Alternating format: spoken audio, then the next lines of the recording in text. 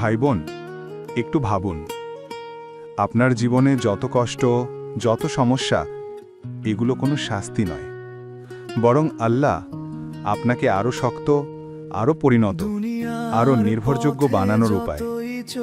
আপনি যখন ভেঙে পড়েন, তখন আল্লাহ আপনাকে নতুনভাবে গড়ে তোলেন। আপনি যখন হতাশ হন, তখন আল্লাহ আপনার জন্য আরও বড় দরজা খুলে দেন। কোনো দুঃখ চিরদিন থাকে না। কোনো পরীক্ষা শেষ করতে না পারলে আল্লাহ দোষারোপ করেন না।